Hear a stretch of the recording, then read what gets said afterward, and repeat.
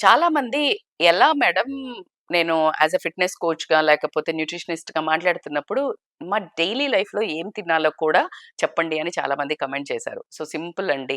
ఖచ్చితంగా మీకు ఆకలేసినప్పుడు మాత్రమే తినండి. ఆకలి లేకున్నా తినాలి గదా అని తినేవాళ్ళమే చాలా ఎక్కువున్నాం. స్మెల్ బాగొస్తుందనో, ఎదురుగా ఉన్నాయనే తినేదే ఉంది. సో, కాబట్టికి ఫస్ట్ టిప్పు నిజంగా ఆకలి వేస్తేనే అది కూడా మనసాకలి, మైండ్ ఆకలి, నోరాకలి కాదు.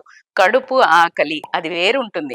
దాహం ఆకలి కూడా వేరే ఉంటుంది. మీరు ఇఫ్ యూ ఫీలింగ్ థర్స్టీ అప్పుడు నీళ్లు తాగండి. ఫస్ట్ ఆకలేయంగానే ఫస్ట్ నీళ్ళు తాగండి.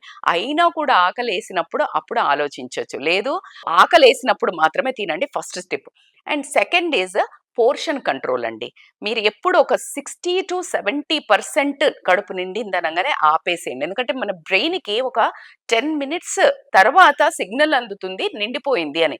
కానీ ఈలోపే మనం చాలా డంప్ చేసేస్తాము. కాబట్టి ఇమ్మీడియేట్‌గా కాకుండా ఒక 70% అలా ఉన్నప్పుడే స్టాప్ ఈటింగ్. దానికి ఒక ఇంపార్టెంట్ ఏంటంటే ఒక 15-20 సార్లు నమిలి తినండి. దీస్ ఆర్ ద రియల్లీ ఎన్ని సార్లు చెప్పినా మీకు ఆయుర్వేదిక చెప్పినా, దినచర్యలలో చెప్పినా these are the points. So, కాబట్టికే ఇవి ఫాలో అవ్వండి.